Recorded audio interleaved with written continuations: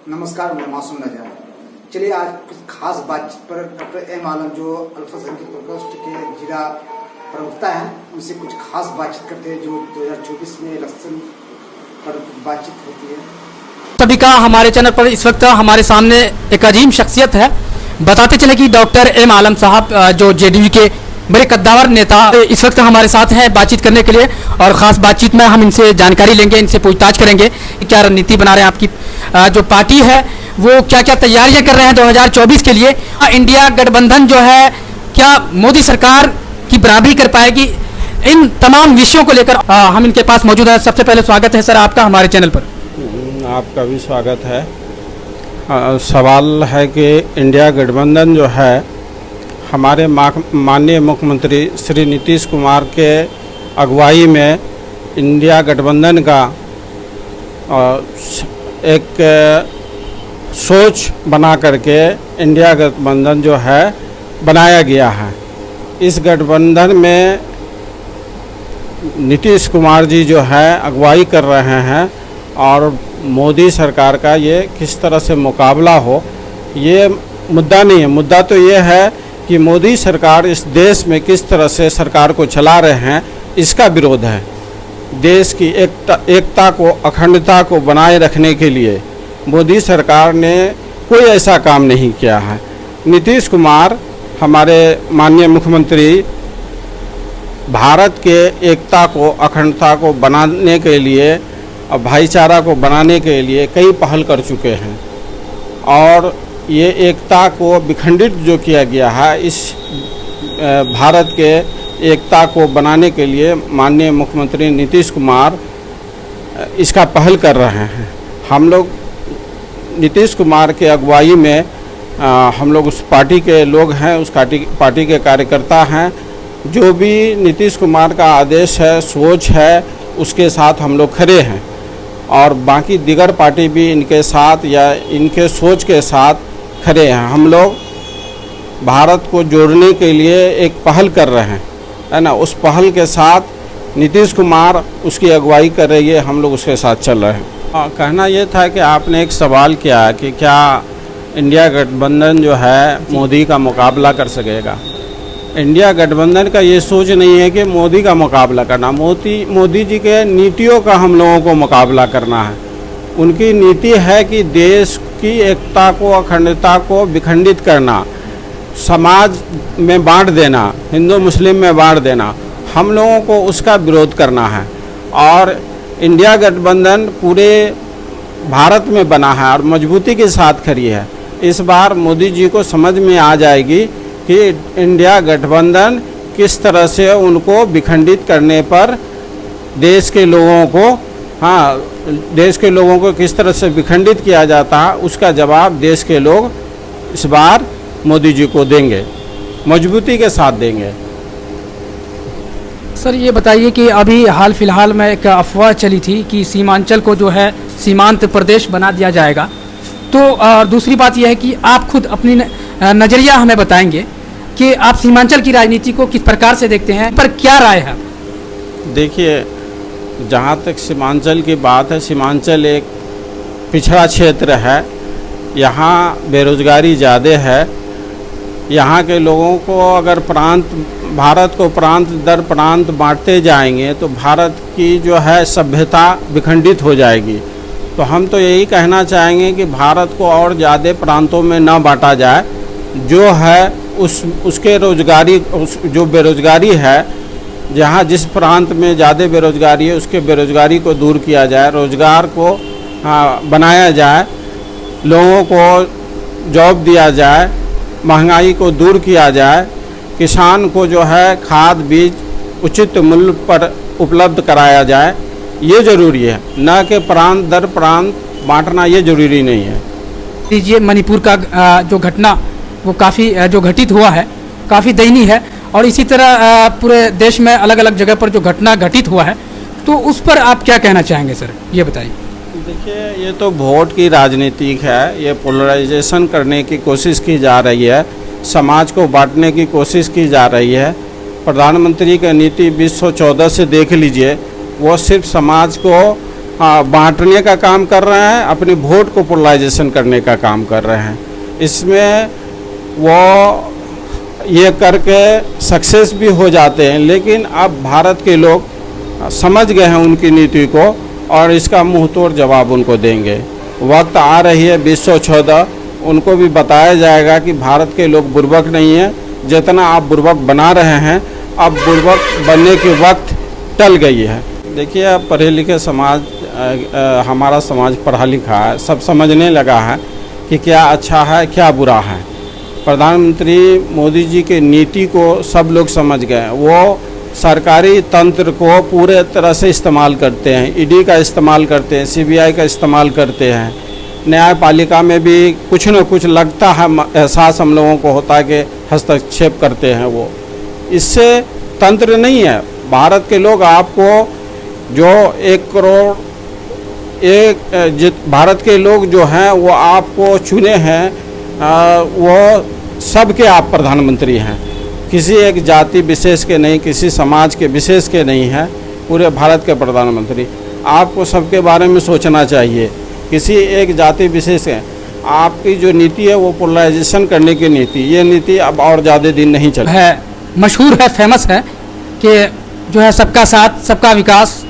तो आपको नहीं लगता है क्या इस पर वो खड़े उतरे हैं? कहाँ आपको लगता है क्या? आपको लगता है कि मोदी जी का जो है जो घोषणा है जी सबका साथ सबका विकास है ना, कहाँ आपको दिखा? कहीं नहीं दिख रहा। हमको तो लग रहा है कि G20 में जो भारत की तरफ से मेजबानी हो रही है, मेजबानी कर रहे हैं और काफ़ी हम चर्चित हो रहे हैं, विश्व में हमारा नाम है। क्या चर्चा हो रहे हैं? भारत के लोग जो है बेरोजगार हैं,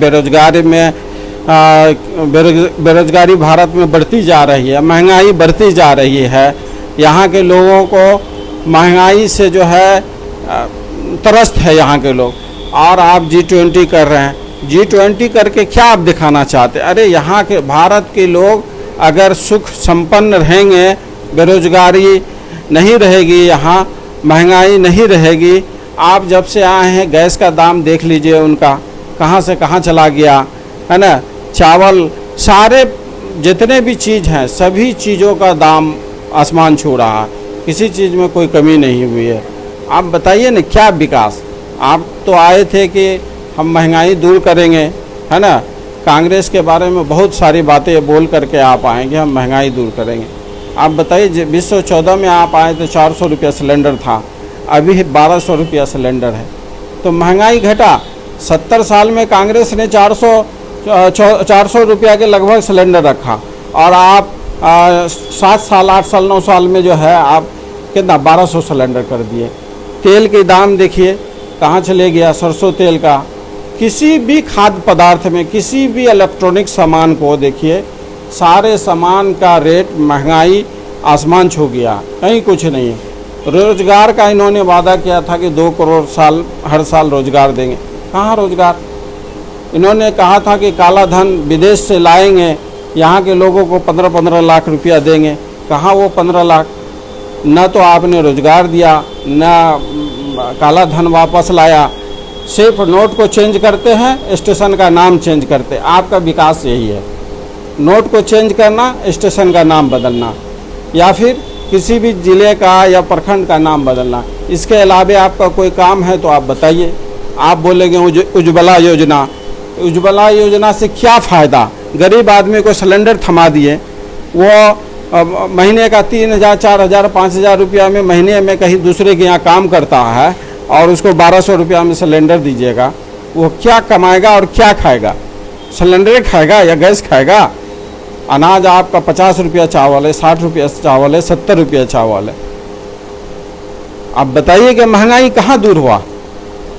किसी भी दृष्टि से हम नहीं महसूस कर रहे हैं, हमारे भारत के लोग महसूस नहीं कर रहे हैं कि मोदी जी के कार्यकाल में महंगाई दूर हुआ हो, रोजगार की कमी हुई हो, या फिर देश की जो अखंडता है ये भी विभाजित है, एकता जो है वो भी विभाजित है, कहीं लोगों को सुकून नहीं है। सर ये बताइए कि एक सवाल आपसे करना चाहेंगे, क्योंकि बिहार में आपकी सरकार है तो बिहार के लिए आपकी सरकार क्या क्या विकास किया है? आप एक बात कि आप सीधे सवाल ठोकते हैं, मोदी जी के जो अभी भारत के प्रधानमंत्री हैं, जो भाजपा की सरकार है, तो हम चाहेंगे कि यहाँ तो आपकी मौजूदा जो अभी सरकार है बिहार की, वो आपकी ही सरकार है, तो क्या कहेंगे? आप पत्रकार बंधु हैं, पत्रकार बंधु अब कितना जो विकास हुआ है? अब आप जिस जिले में हैं, अररिया जिला में हैं, जी जी आप पत्रकार बंधु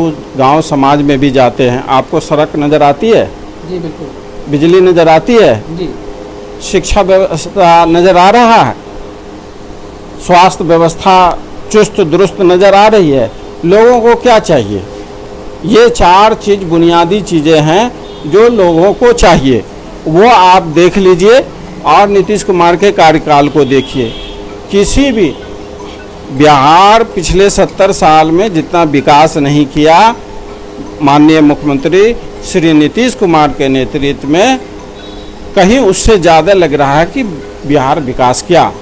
अब आप ये भी देखिए कि बिहार का जो पहले हाल था, दूसरे अदर प्रांत में बिहार के लोग जाते थे तो मान सम्मान में ठेस पहुंचती थी, लेकिन अब कहीं भी सीना चौड़ा करके बोलते हैं कि हम लोग बिहारी हैं, कहीं कोई कमी महसूस नहीं होता, कहीं शर्मिंदगी का सामना नहीं करना पड़ता।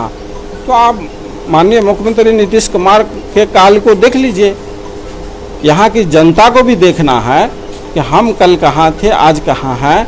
माननीय मुख्यमंत्री नीतीश कुमार के कार्यकाल में जितने भी विभाग हैं वो सारे विभाग चुस्त और दुरुस्त है, सभी विभाग में अपने स्तर से मजबूती के साथ काम हो रही है और अब लगता है कि बिहार में एक सुशासन कायम है और सुशासन बाबू का राज चल रहा है। मोदी जी का वादा के साथ वोट दिए थे, वो वादा माननीय प्रधानमंत्री श्री नरेंद्र मोदी जी कहीं भी पूरा नहीं किए हैं। आपको भी अकल है, शऊर है, और माननीय पत्रकार महोदय आपको भी अकल है, शऊर है। आप भारत के लोग पढ़े लिखे लोग हैं, इनको भी सोच और समझ है कि हमको कैसे वोट देना है, किनको देना है।